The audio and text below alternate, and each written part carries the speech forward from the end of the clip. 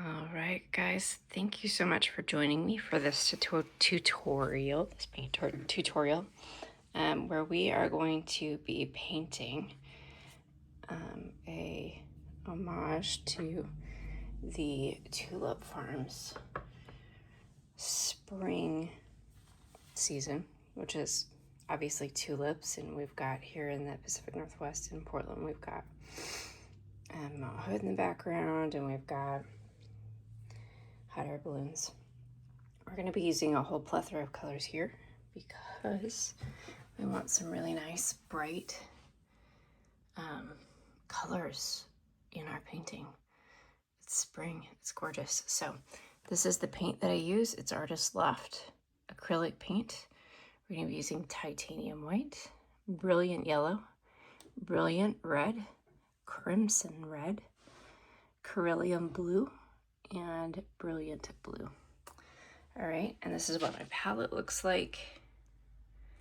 And I'm using these brushes here. I'm using square number 12. I'm using the sky. It is a number 10. I'm using a number 9. These are all transcend. And a number 5. Lots of brown brushes today. All right, let's get started.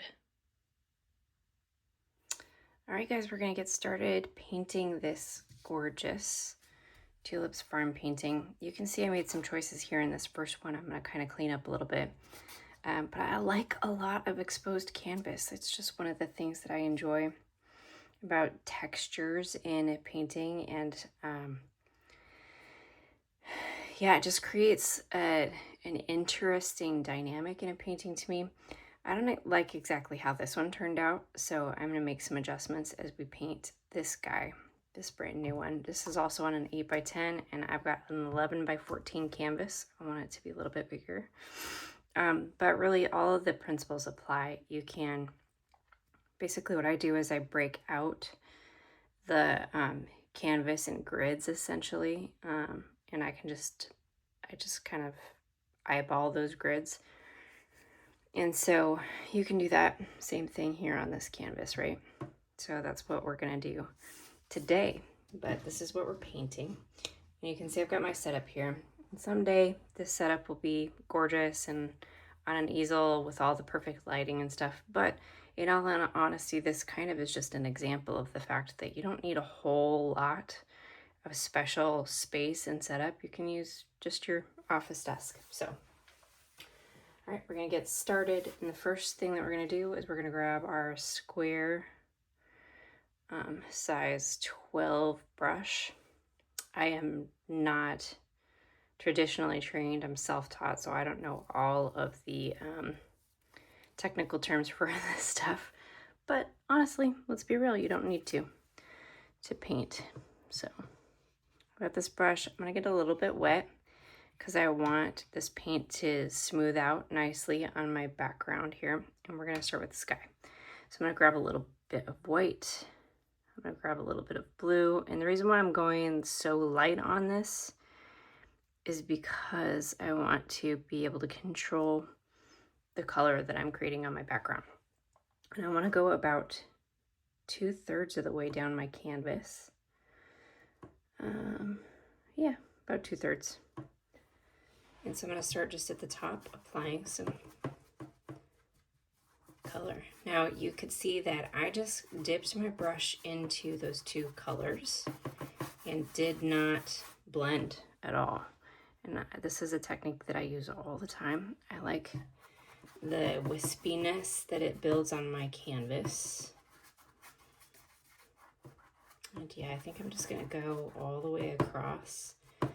Again, I do like the texture, so I can leave some of this, some of these little squares that you see on your canvas unfilled. So I do like that texture. I don't know what we're gonna do here though. Like I tend to just wing it and go with what happens. every time I paint, so nothing ever really turns out exactly like I planned or one exactly like another, which is fun to me.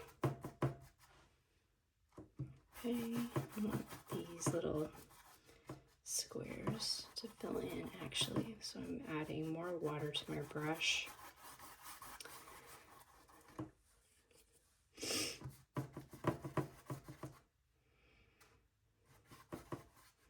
Makes the acrylic a little bit more fluid, which sometimes is really nice. And I'm kind of allowing the brush and my light strokes to create wispiness in the clouds. Go in here and just kind of touch up some of that stuff if you want. But again, my brush strokes are super loose and uncontrolled. And I do that just so that I can get that gorgeous wispiness in the clouds. Now, I don't know, for you, this day might be nice and clear, in which case you blend it really well in the background. I do want my clouds to run off the page. It's gonna, if I do that, it creates like a wider landscape. You can imagine the clouds really being off, you know, like a widescape. Seems more natural and complete that way, you know?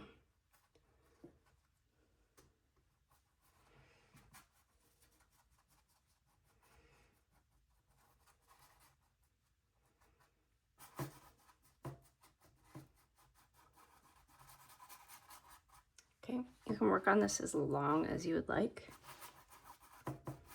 or as little as you'd like. I've spent many hours perfecting a background, and it really does wonders for helping you to understand how your brush works and how your paint moves underneath it, you know. One thing that I would say is that you do want distance in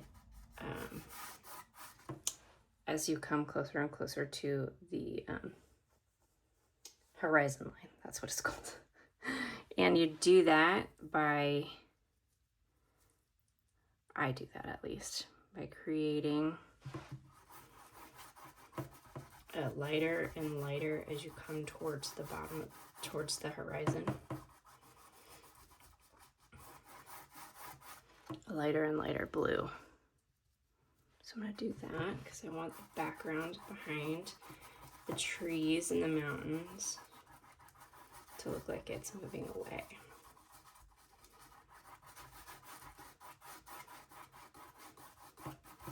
I'm blending that real nice. I do want to kind of attach it, so I'm gonna blend it up a little bit more. So I don't want this line right here that kind of separates the sky and makes it feel like it's two different things. So, all right, here we go. Okay, so that's great. That is my sky. A little bit of a cloud in there. I don't know, I feel like that's a little bit harsh.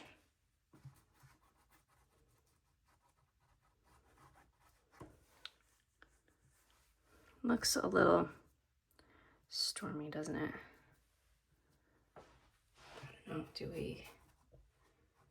I don't know, do you get in a hot air balloon when it looks a little stormy like that?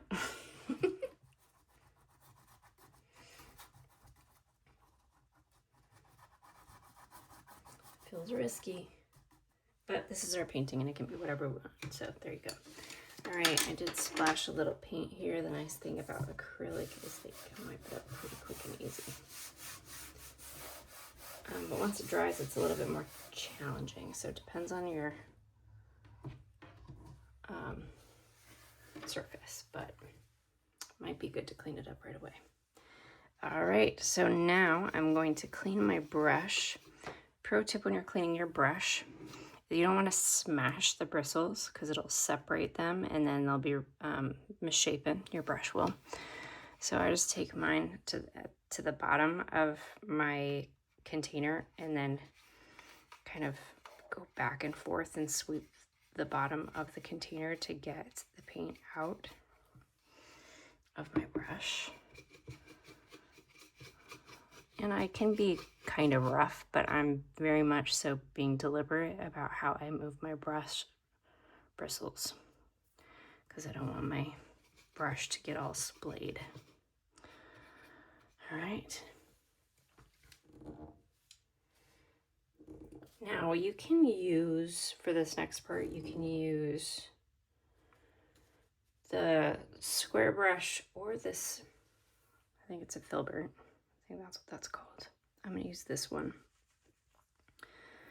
And I'm gonna start laying out my tulips. This is really a fun part of the painting here. So I'm I've got some purples. So we're gonna look here. I'm gonna start bringing this up. I've got some purples, I've got some reds and oranges and blues.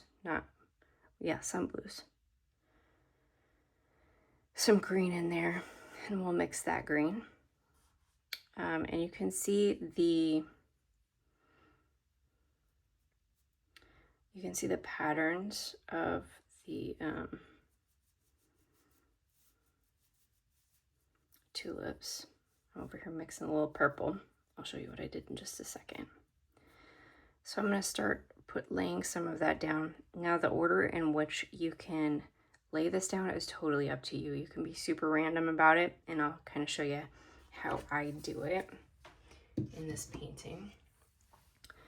Again, one of my favorite things is when someone goes rogue though. So play with it, mess around, make it your own. That's how you learn, is through some experimentation. So I've got some darker colors. I don't even know if I would really, like, it might be lighter. It might be better to start with the lighter colors just because the lighter colors with this acrylic paint tend to be a little bit more translucent. So might be good to start with some of the lighter colors. I'm not gonna go crazy with this purple when I lay it down. I'm gonna be really sparse with it when I first put it down, but I do want to create this line here with my purple of where I want the tulips to kind of land. This is still looking a little bit blue, but we'll kind of fix that later, I think. Okay, so the way that I'm making this purple is I'm taking the crimson red, so this is the darker red, and I'm mixing it with the darker blue. There we go, there's some purple.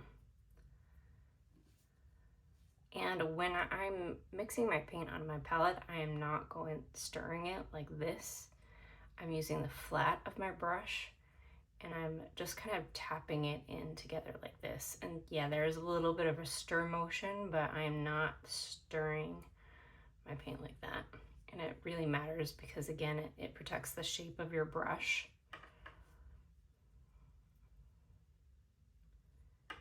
And the spread of your paint, which can get out of control really fast. Okay, so now I added some more red to this dark blue, or this brilliant blue, and now I've got more of the purpley color that I was looking for. And so I'm just gonna lay it on top here. Okay, and again, I'm gonna be really kind of sparse with it because I don't want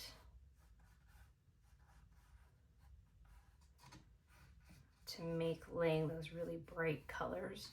I don't want to make that difficult. And so what I'm doing when I lay this down is I'm touching, I'm kind of loading up my paintbrush, and I am touching the canvas on the flat, and then just kind of letting that paint pull itself off onto the canvas. Because I want this to be really meaty. I want a lot of paint texture on this. So, all right, I'm gonna clean my brush and I'm gonna clean it really good because I want this dark color out of this brush completely so that I can lay this bright stuff without it getting diluted by darker colors. I want it to be nice and fresh and bright. So I want as much of this. So honestly, I want all of this dark paint out of my brush. And then if you want to, you can clean your water bucket out because that water bucket can actually muddy your paint as well if you're not careful. But at this point in time, I'm not going to.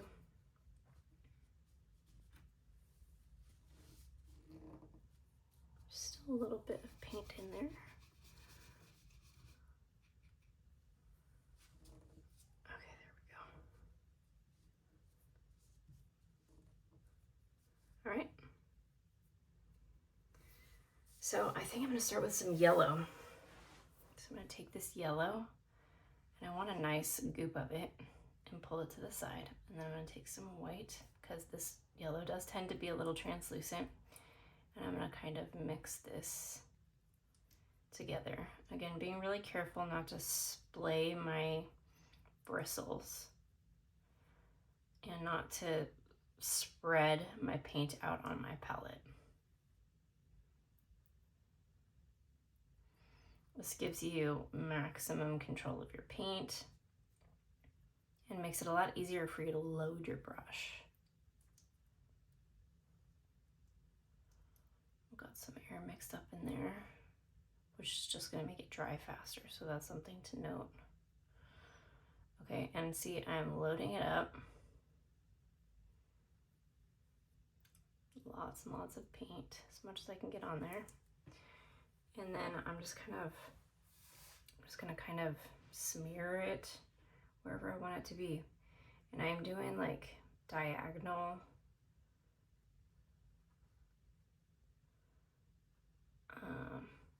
layers here because I want movement in this. I want there to be lots and lots of movement in my colors here. So you can see I'm just really kind of smearing my paint and I'm doing it thick.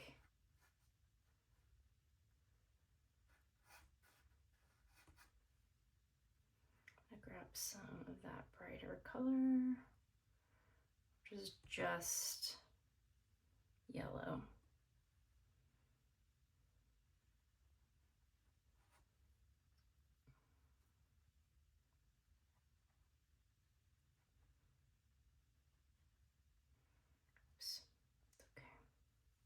Picked up some of that blue, but you can see how that really muddies the paints really fast.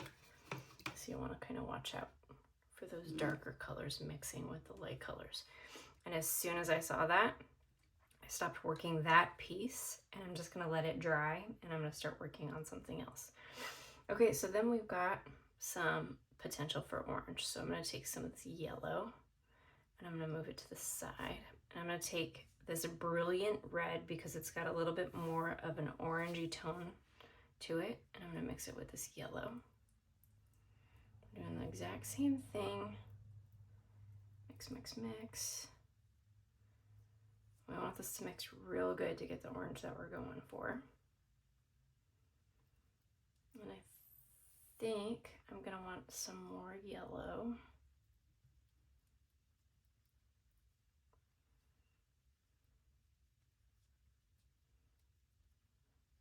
Right, and so mixing kind of is an experiment as well. And I feel like I'm gonna add a little bit of this crimson into it and see what happens. Just turning it a little bit more burnt.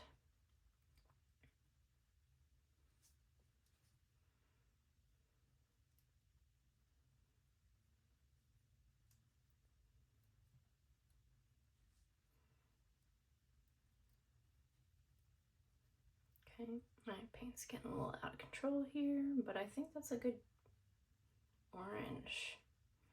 Now, if we want to make the most out of these really bright colors, we're going to use a technique that that that lays contrasting colors or complementary colors right next to them. When you lay a complementary color right next to its complement, it brightens both of those colors up significantly. So the way that we do that is I'll add some next to some of this yellow, which is not a complement, but purple is definitely a complement to yellow and orange. So again, you want to make sure that that dark color is not bleeding through the orange, because that will muddy.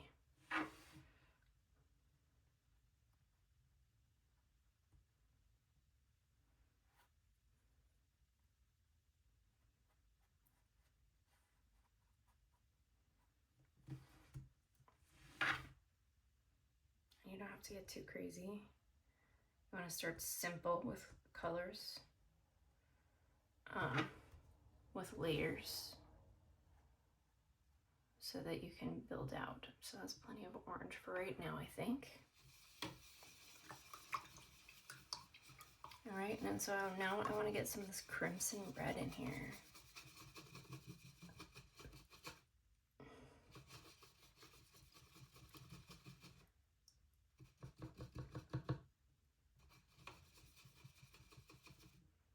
Clean up my brush really good.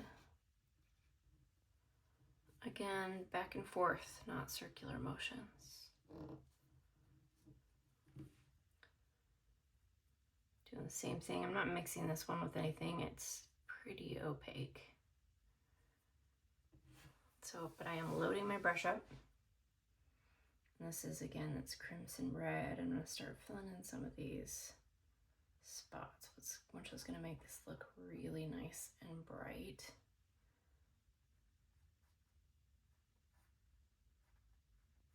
There we go.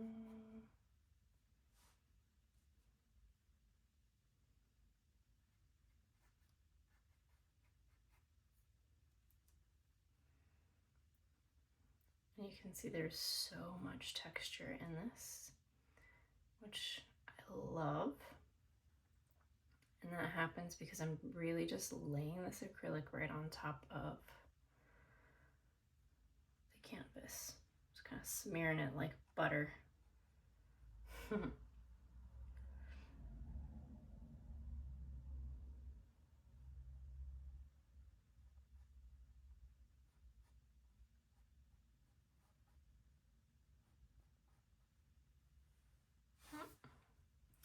Got some purple in this one, which is gonna matter less with these colors.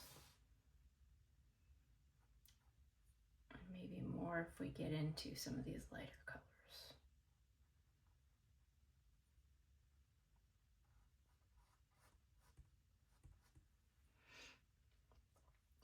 Now, as I do this, I see that it's going to be harder and harder for me to avoid a blend. And so I just want to blend carefully, like using the right colors. So red and orange, these are going to blend together nicely. It's not going to pop quite so much. You get orange and blue to blend, or orange and purple to blend, or yellow and purple to blend, or yellow and blue, and those colors are going to get really muddy. So you just want to be careful and watch for that, just because they're complements of each other.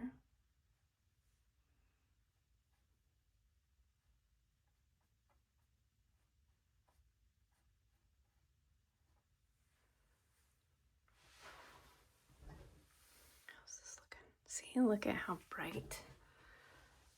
Awesome. And if you like your canvas to go off the edge, you want to make sure that you get that edge really nicely.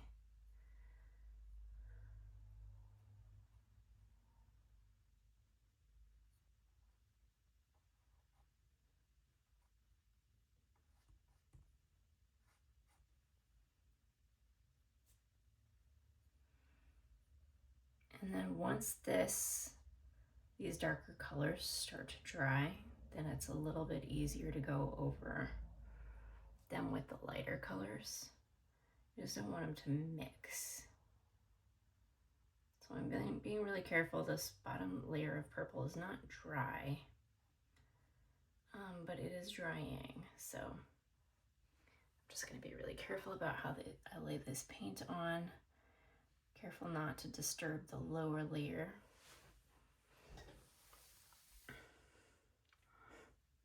And you can see that contrast is really makes the yellow pop significantly. And so I can break up some of these big areas by doing that same thing, just like gooping and spreading the lighter colors over the top of them without disturbing the layer underneath as best as possible. Yeah, it's looking good, I think.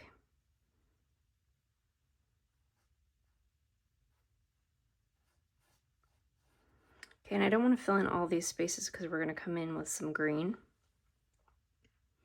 If you did fill in all the spaces, no worries. You can just continue to layer on top of layer and it'll be just fine.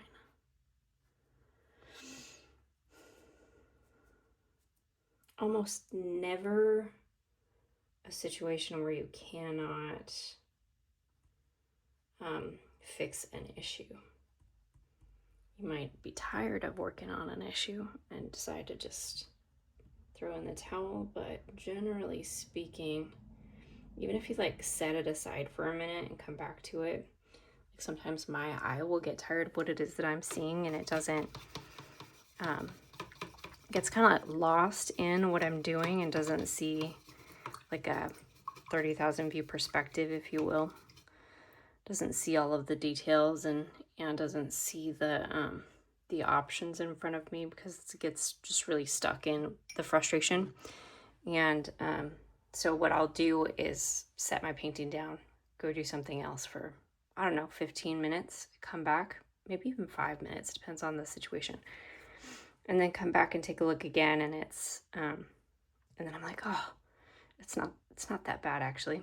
Or oh, I see that and I can fix it in that way. It's pretty cool. Okay, so we're gonna mix a little bit of green to fill in some of these gaps here. And you guessed it, we do that by mixing blue and yellow. So we've got two different blues here, and we can actually use both of them to get ourselves two different green colors.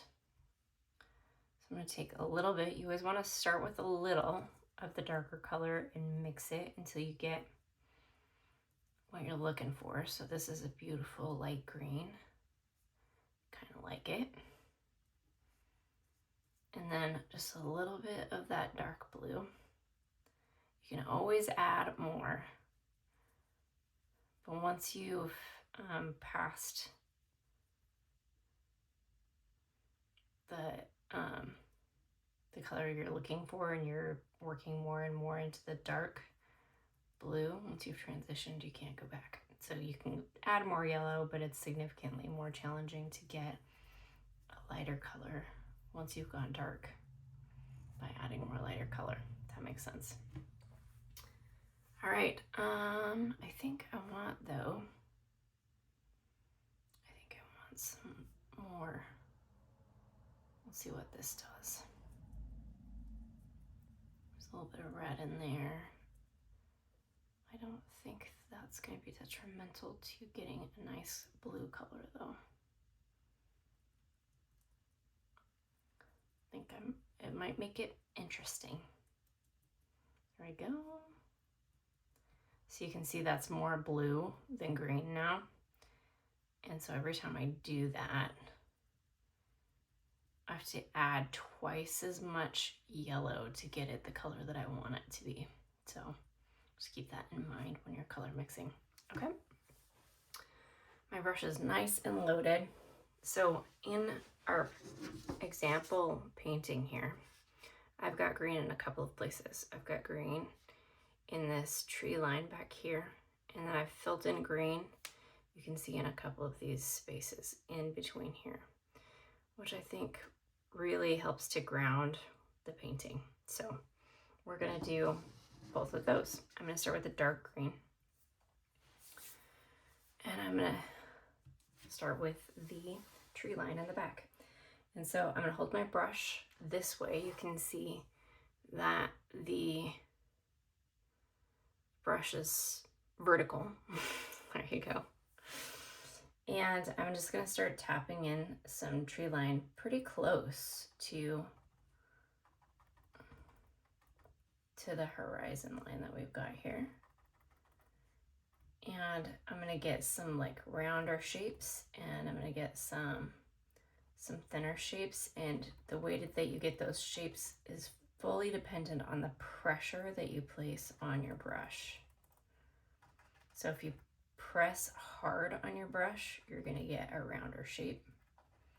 If you press lightly on your brush, then you're gonna get a thinner shape.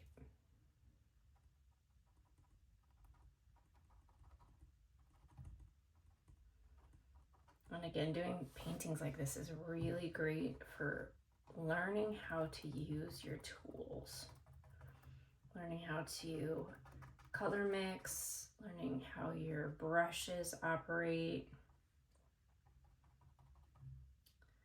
Okay, I'm gonna take a little bit of blue and dab it in here to create some shade effect in the bottom here. So I'm actually just taking some of this green and added a little bit more blue to it.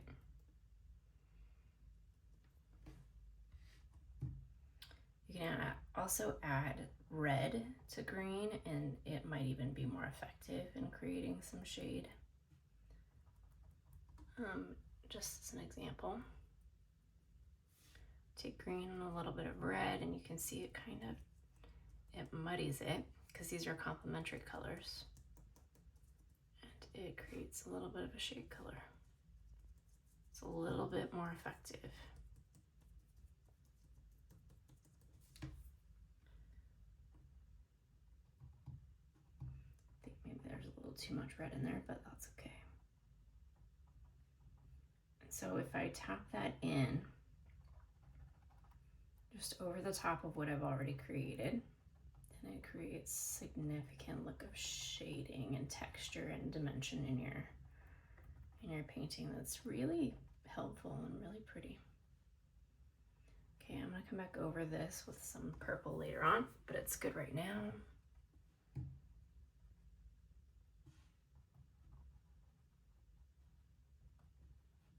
All right, now I'm gonna come in here. I'm gonna start working some of this darker green into some of these areas here. I don't want too much dark. I just want this to be grounding, you know?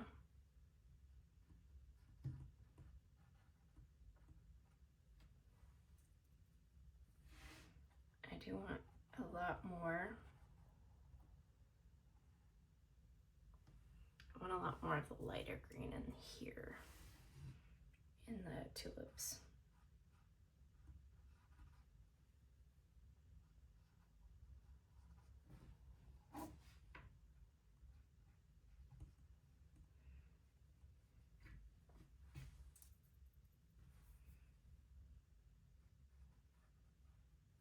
Okay, I'm gonna clean my brush off real good because I'm going back in with a lighter color, and man, you can see my water is getting super muddy. I might go clean this up here in just a sec.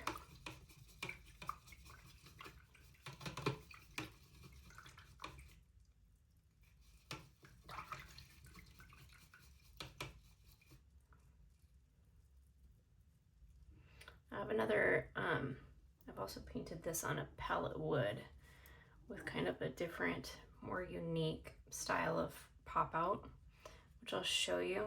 And so the way that I do that in order would be a little bit different. So I would start here with this middle ground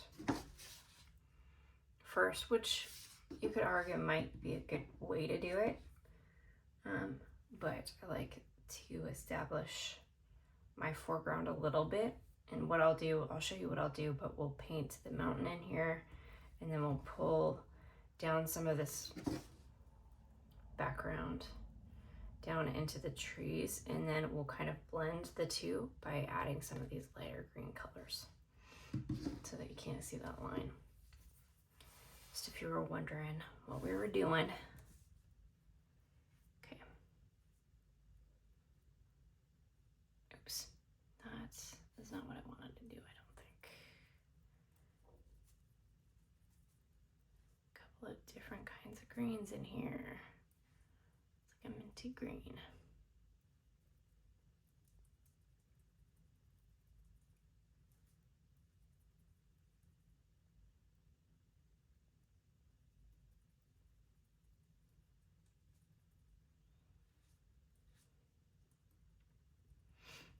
All right, I'm just getting a little creative with my green colors. So I added some more yellow, I added some white.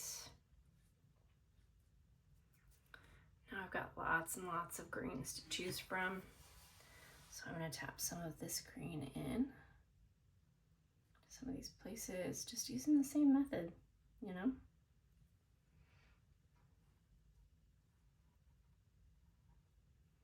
You can grab a smaller, thinner brush. As a matter of fact, I might do that here because this one's getting a little bit hard to maneuver in some of these smaller places. So I'm gonna grab this guy, this smaller round brush.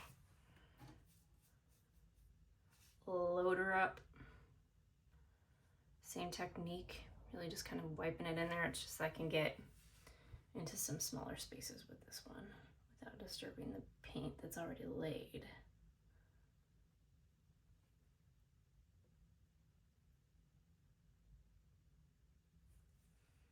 Yeah.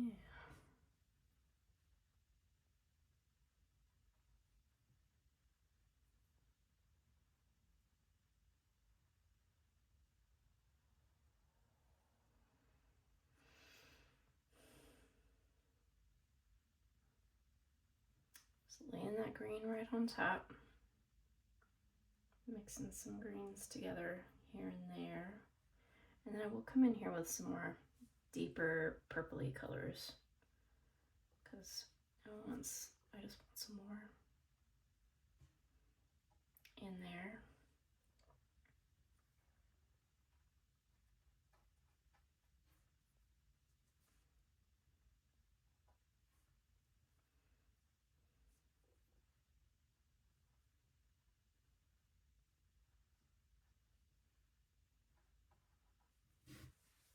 Okay, just kind of want to fill in all of the leftover spaces.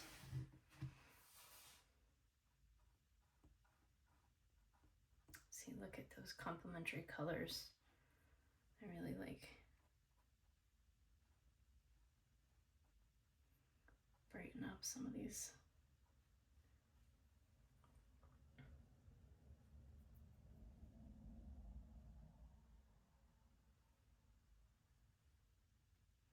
You just don't want to blend them because it mutes them.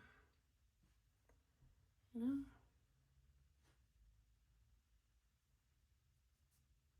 Trying to get some real muted colors right here. Turn really kind of muddy. I'm gonna grab some of this brilliant red, just straight up.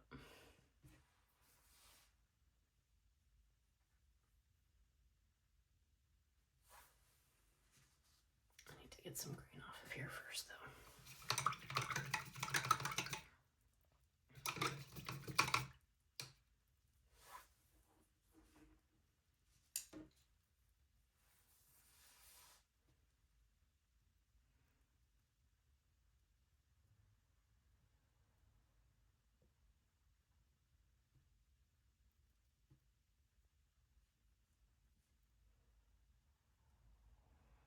Tapping in some colors here and there.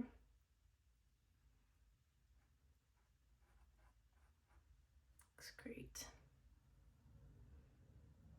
Filling in all those blanks.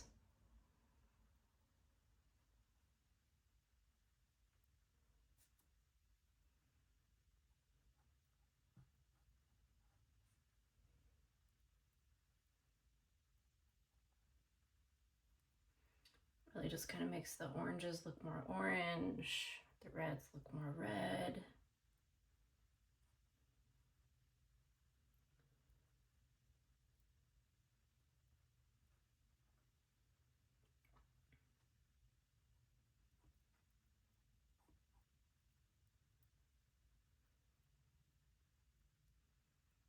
And because this is going on so thick, it will take longer to dry, obviously.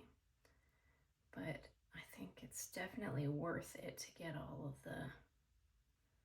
get that really thick texture.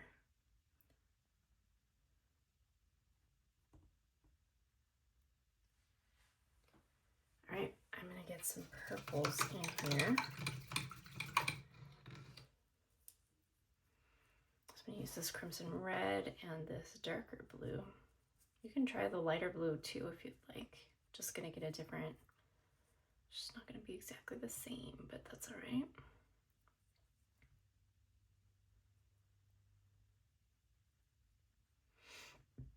It looks like I'm stirring like this, but I'm not.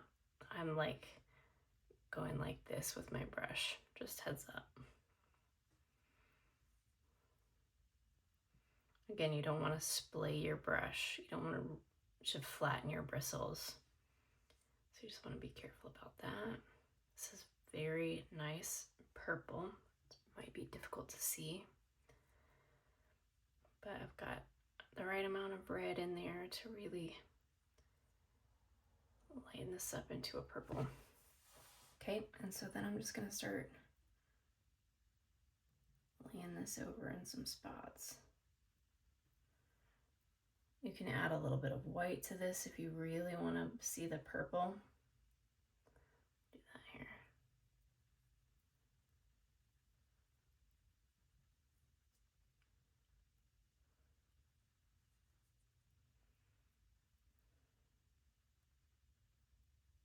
There we go. It'll bring out the contrast a little bit more.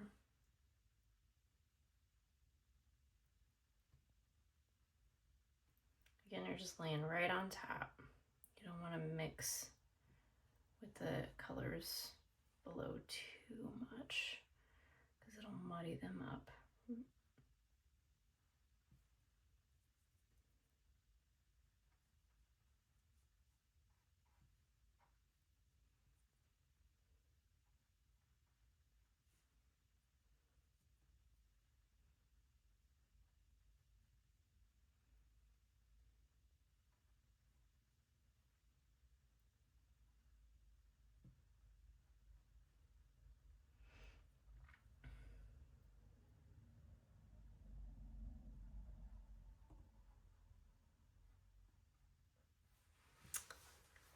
All right, how are we looking?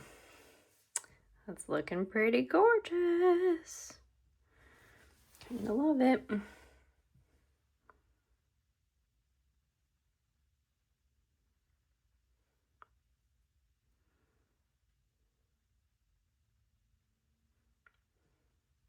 Okay, I want to come back up here and kind of solidify this line. Granted, it does not have to by any means be perfect. Like, I like that yellow right there. I want that to stay.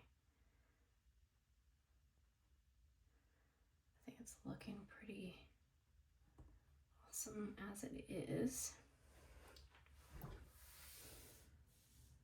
Sweet, looks great. All right, I'm gonna pull this up closer to the camera so that you can see the detail here. But if you look, you can see that this is by no means perfect. I don't have all of the spaces filled in. Some of the colors look a little bit more blended and muddied. It's really okay. I think the important thing is that some of this stuff is not blended and it's just straight up the color that you want it to be, and that really makes those colors pop on your canvas. I think we've done that really successfully here. Okay, so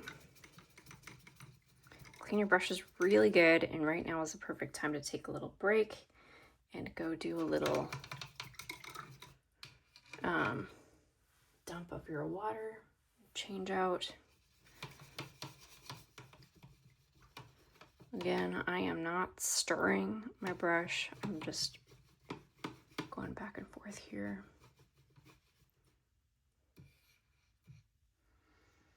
All right. My brushes are coming clean. I'm gonna go get some new water. All right, so we're gonna get started on this portion here, which is Mount Hood and some background trees, mountains, hills, whatever you want to call it. So what we're gonna do is we're gonna lay in this part right here first. We're gonna lay in this part here, the background, the distant hills. And so what we want is we want to mix a blue that's a little bit darker than the sky, but looks distant. So we're going to do that by grabbing some paint here.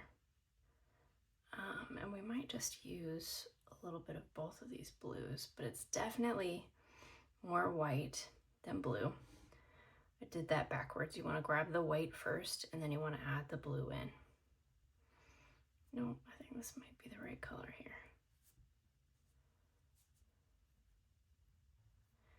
And when I laid this down initially, no, that's too blue. Too bright blue, too sky blue. Okay, when I laid this down initially, I did it really thin. There we go.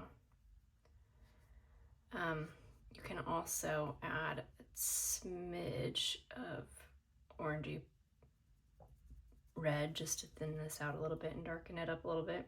I think it's the crimson red that I want though. Okay, you want it to still be blue. That's too much red. And this, my friends, is how I learned to color mix.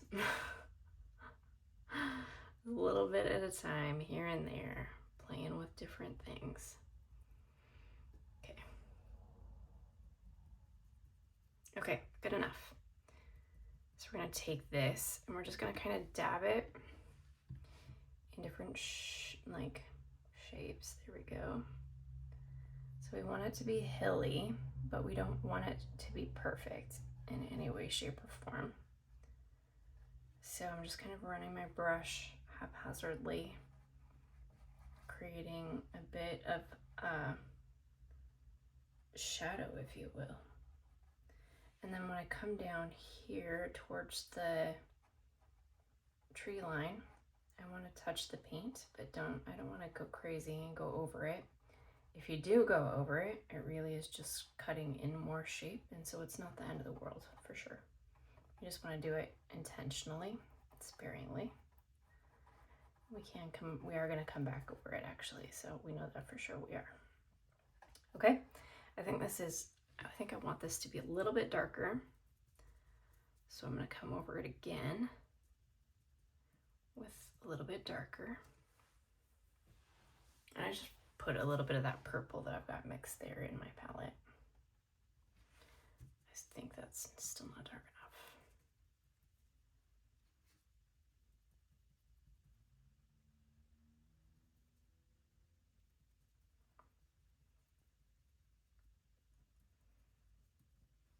I want this to be thin. I'm gonna water it down a little bit.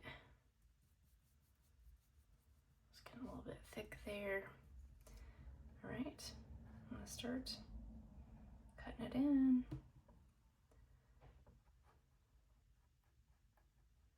There we go.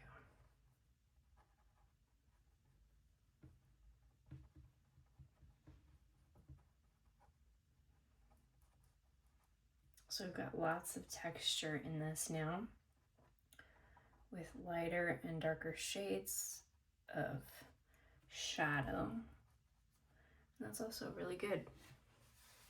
Really helps us to create the sense of nature, you know, how things fall. So that's good.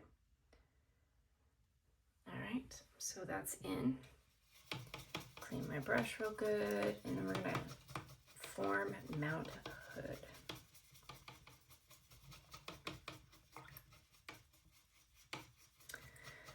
Now, Mount Hood is pretty unique in its shape depending on the perspective that you view it at. And so there are just a couple of things that really help you to identify it as Mount Hood. I'm gonna grab this brush right here. It's the number 9 round brush. And I'm gonna start with white. My white's getting kind of muddied here, so I'm gonna pull some that's clean to the side. You can see the shape of Mount Hood. I'm gonna start with the little tip here, and I'm gonna pull down, and then I'm gonna fill out this way and this way. The differentiators of Mount Hood is that it's got this cool little tip right here with a little break down below. I'll show you how to paint it. But what really identifies as Mount Hood, because you don't even see that differentiation in this painting, but really identifies Mount Hood is this little shadow here and this shadow there. So we'll work through that together. But what I'm gonna do is I'm gonna start with white on my round brush. Just plain old white. I'm gonna come over, about a quarter of the way in to the edge of my canvas. And I just kind of eyeball how far up I want my mountain to be from the hills down below. And I'm just gonna put my brush down real light so that I've got a nice little tip. And I'm gonna come down to where I want the base to be. Okay, so this can be the little tip of Mount Hood, and then we're gonna come down just ever so slightly, and then this side of Mount Hood has a nice wide slope. So we're gonna go down like this, basically straight down.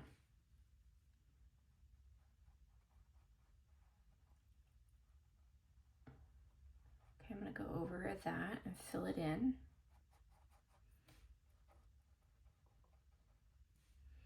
Down to, so that it meets the shape that I created with the hills down below.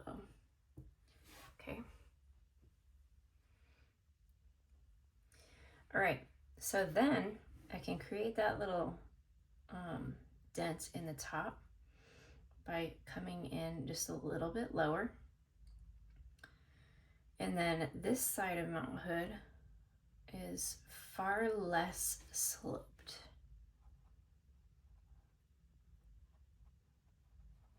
And again, this does not have to be perfect because we're going to put in differentiators of Mount Hood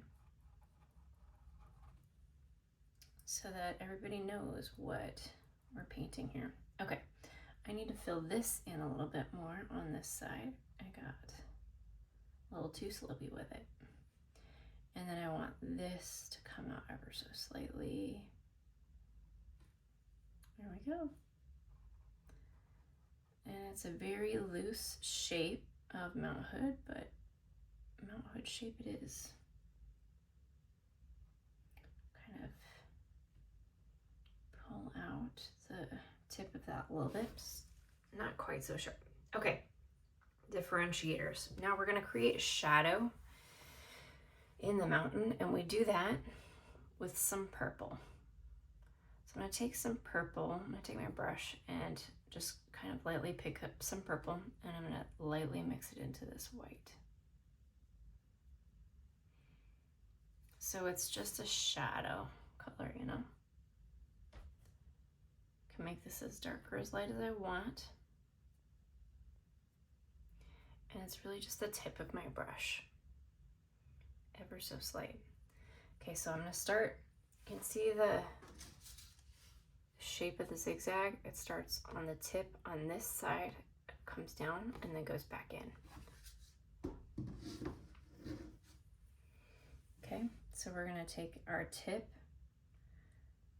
and we're going to just touch the top. You don't want it to put too much pressure because you want control of the size of your line that you're drawing. So you're just going to touch the top.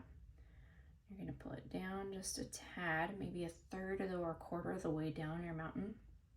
And then you're going to come back in.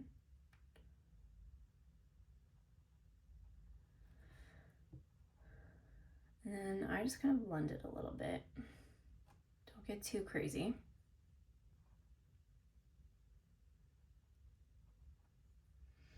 Okay, and then I'm going to add some shadow on this side as well.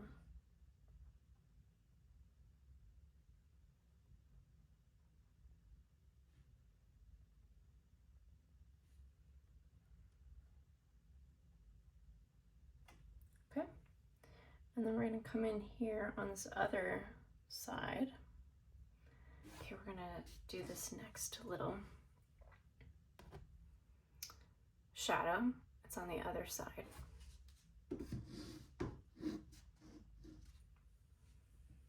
I'll grab it, just put a tip like right in the center of those two, really, you know? Grab it there, pull it down, and then just kind of shade it in a little bit. Really, really light strokes. You really barely want to touch your canvas with your brush so that you can keep those strokes nice and thin. Okay, and then I'm going to thin that. I'm going to lighten that purple up on my brush a little bit, and I'm going to add a little bit of crimson red to give it like a pink hue. Teeny tiny little bit. We don't need much at all. Mix those colors up really well. Again, still on my palette, barely touching. You don't need to get aggressive with the mixing at all. And I'm going to hit this top side with that crimson, purple. I'm going to hit the center here with the crimson. And you don't have to fill it in perfectly. Actually, when you don't fill it in really well with the pink and the purples, it creates I think I need a little bit more red in this. It makes the whites pop really, really brightly, which is great when you're looking for some highlight. It just happens naturally. It's really nice, actually. Go into some of this down here.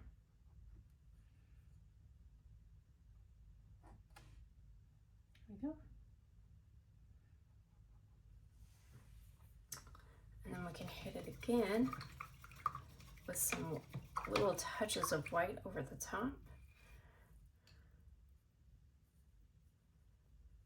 to really make the highlights pop. Okay, so I can go like this, kind of outline the slope here.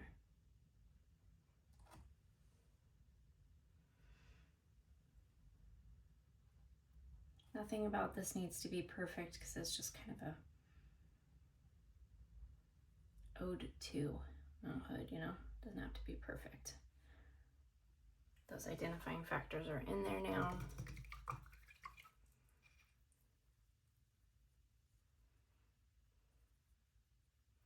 I'm gonna go in with some darker blue colors and purple colors to highlight, or low light, I guess. Create some dimension here. Like I want this right here to be a little bit darker.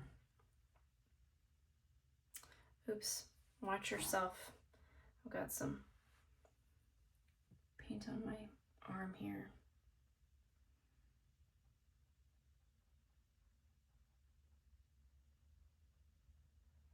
For the deep shadows, there you go.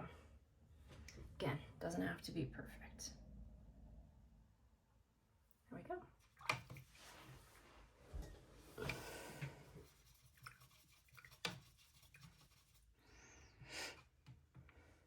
think I want to blend this a little bit better. That shadow's really popping when in actuality, this one is the one that I want to pop even more.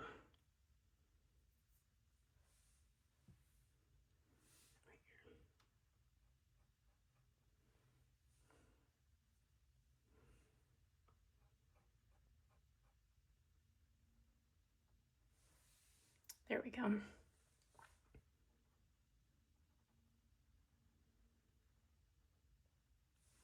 You can always look up a picture of Mount Hood if you want to get more detailed in it.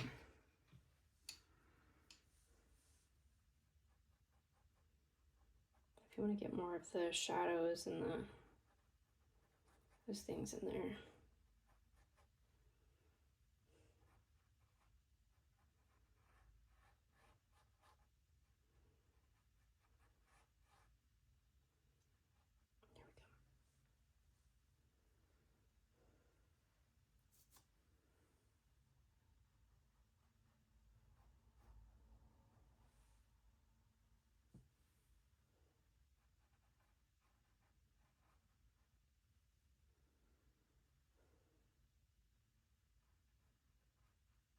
Just kind of filling this out a little bit more.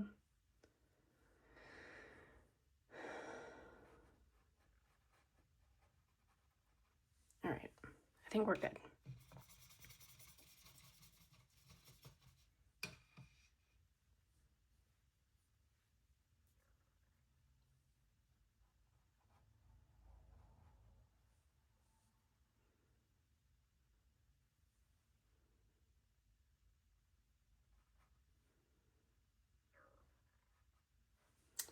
All right, so now we're going to come in and we are going to add some highlights to the tree line.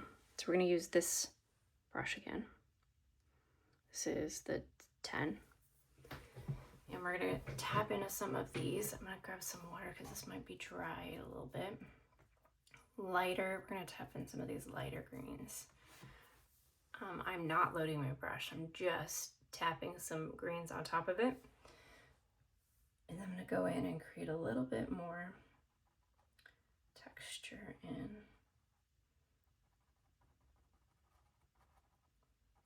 this tree line.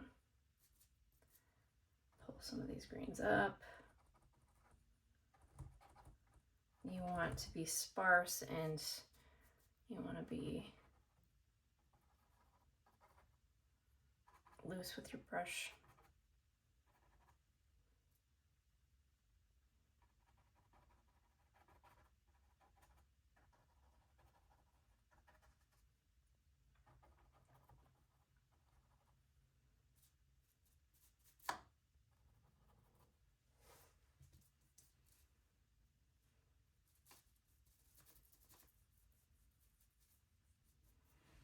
Some of the darker greens, kind of blend some of that out.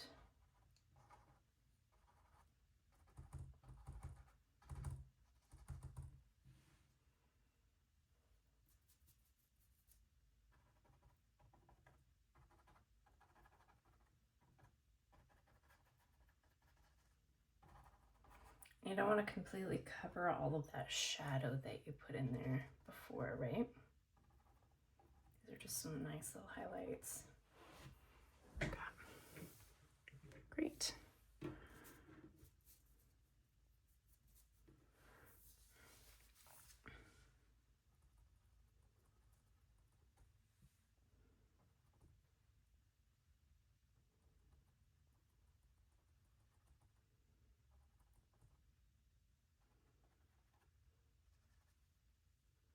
Here we go.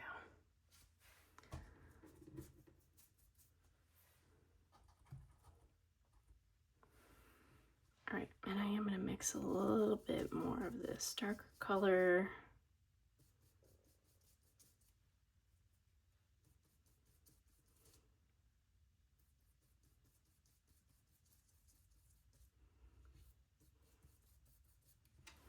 Tap in a little bit more shadow in here. Oops.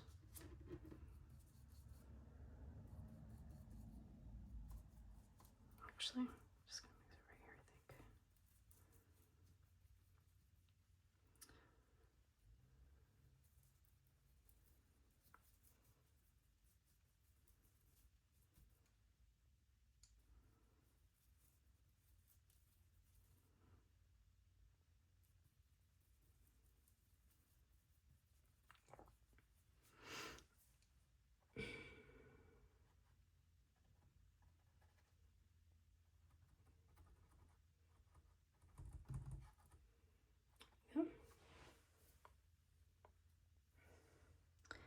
Gives it some distance. There we go. All right, now the fun part is the balloons.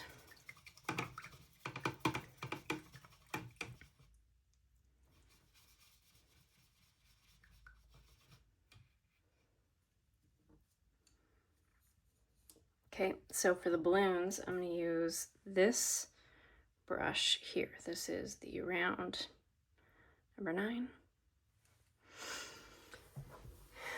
And I'm going to start with a light base color.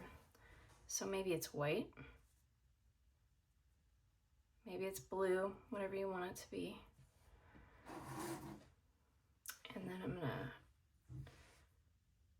choose where I want my balloon. So I'm going to create some movement and some depth by the placement of my balloons. So my big one is going to be off center. It's going to be not off center, but the opposite side of the mountain.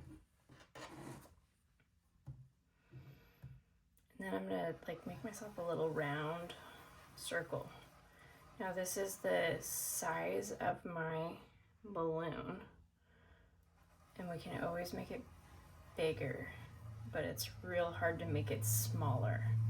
That said, I do want it to be sizable. So I'm just creating a circle here. All right. To place, this is for placement of my balloon. So now I'm just going to kind of fill out that circle as best I can. And then I'm going to round out the bottom here into like a little balloon shape.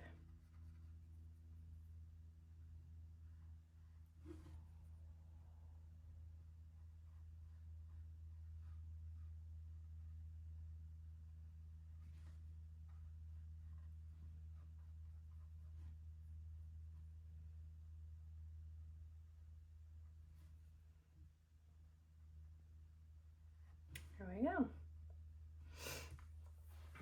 Once I get these placed, then I can go in and build all kinds of different, paint all kinds of different shapes and stuff into it. But this is like a nice little placement. Okay, now I want to place another balloon.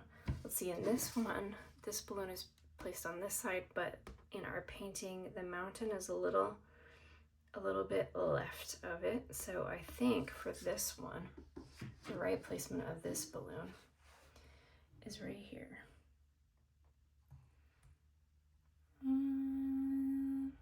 Actually, I do want to place it on this side of the mountain just to kind of frame the mountain in. I'm just going to make it smaller. So doing that again, making a little circle, barely touching the tip of my brush.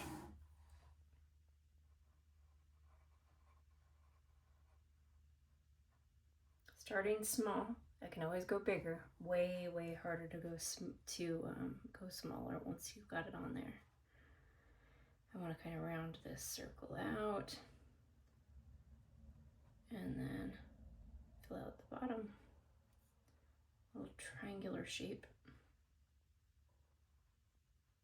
There we go.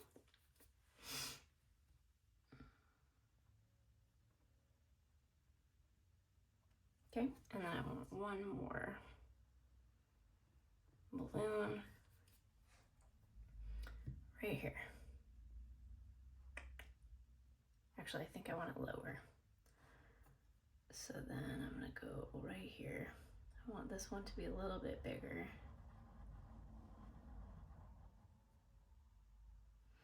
And then I'm just gonna kind of fill in the triangle in the bottom. Oops.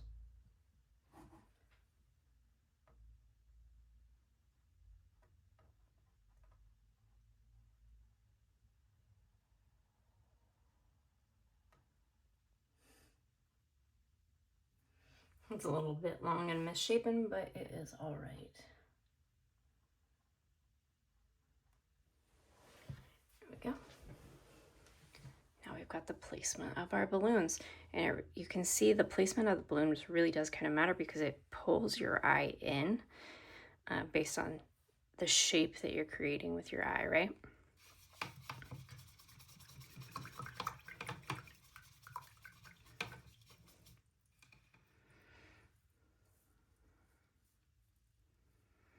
Okay, so I've cleaned my brush because I don't want that white to thin out any of the bright colors that I use on my balloons. And now you can go gangbusters on your balloons with any kind of color or pattern you want. So this one I've got a striped pattern, the big one.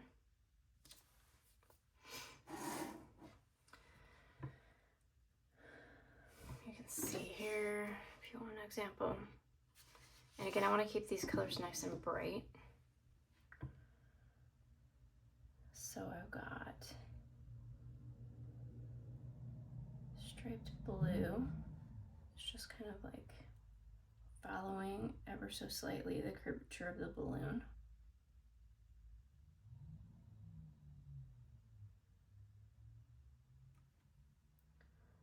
And then I'm gonna come over here, I'm gonna do another one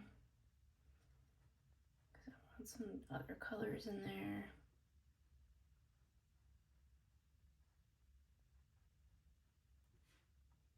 You can use this smaller brush too if you're looking for easier control.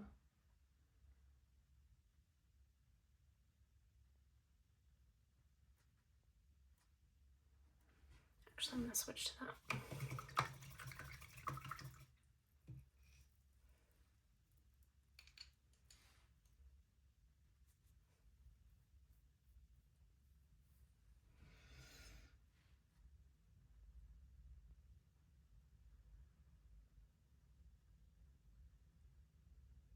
Make your stripes as wide or as thin as you want. Again, you can always go bigger, but you can't go smaller. So you just want to be really careful about how quickly you build those out. And you want to be careful about a really light touch on your brush so that you can control that.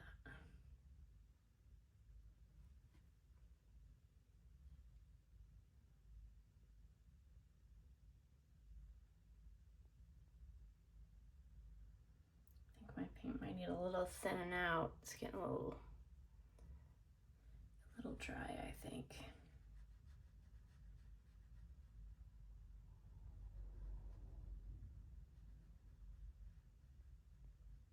All right. I think I want one more blue stripe.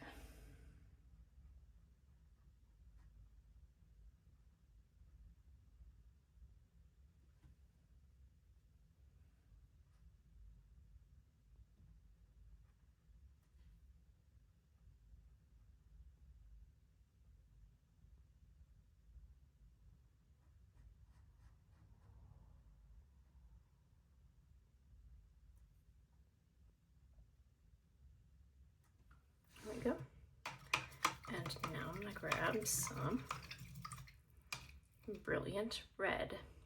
It's got a little bit of an orangey color to it. I am loading my brush. I am thinning my paint a little bit. It's getting a little bit dry. And then I'm loading it up. Okay. And I'm just gonna do another little line, little stripe.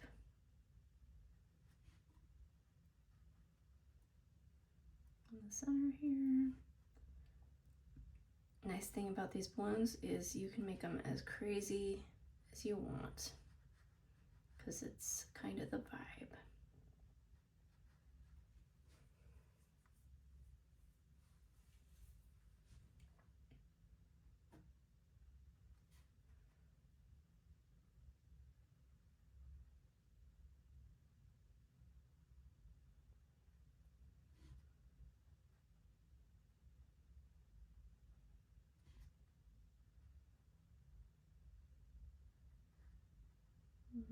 It's a little too thin, I think.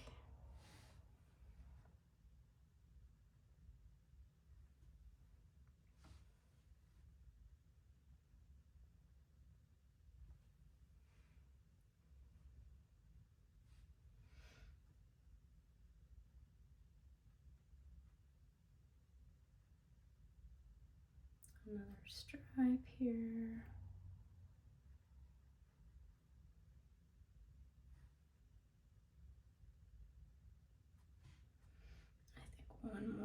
here. Go. All right.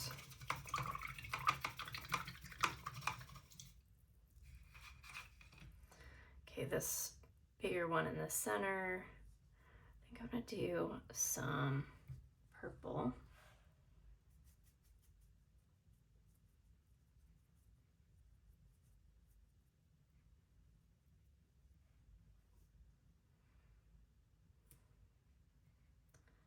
Mix some white in here because I really want this to get purple.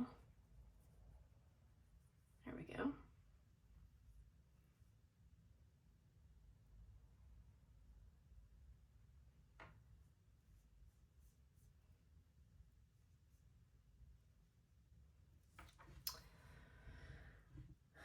All right, I'm gonna make this just a solid purple color.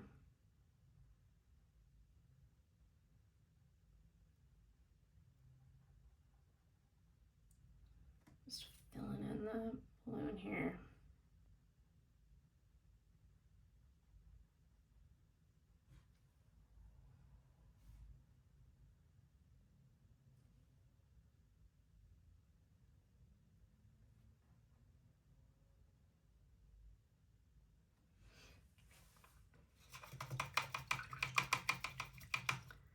And I'm gonna put a cute pink, light pink little flower inside of it. Because why not?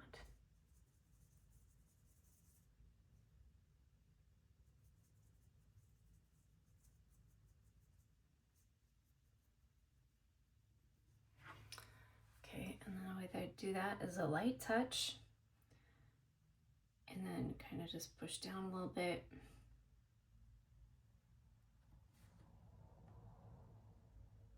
Light touch, light touch. However many petals you want. Petals. There we go, light touch. There you go, little flower. All right, and then I did squiggly lines on this other one. I think I'm gonna do the same thing, but I'm gonna do it with yellow. Yeah, no, not yellow, orange, to use up the paint on my palette.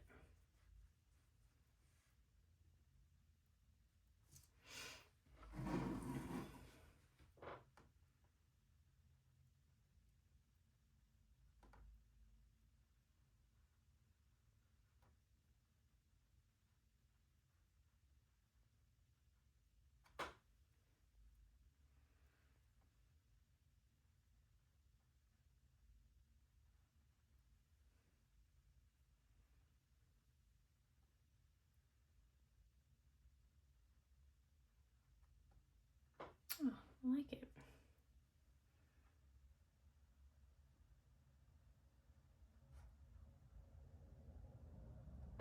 There you go.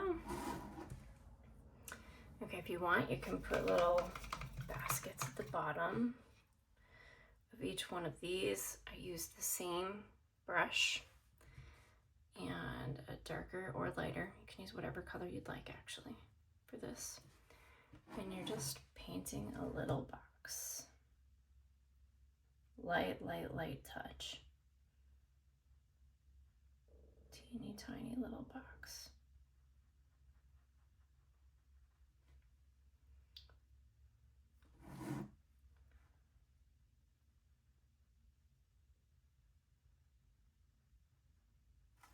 Just draw on a square.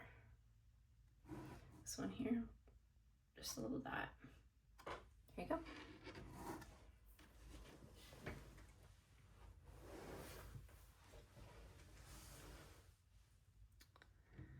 All right, and if you want, see if you got your hand in yours like I got in mine. You can touch that stuff up if you want, but definitely don't forget to sign your masterpiece.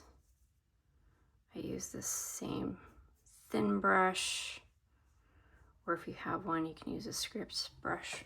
It's even thinner, longer. This works just fine. I just tap my initials in.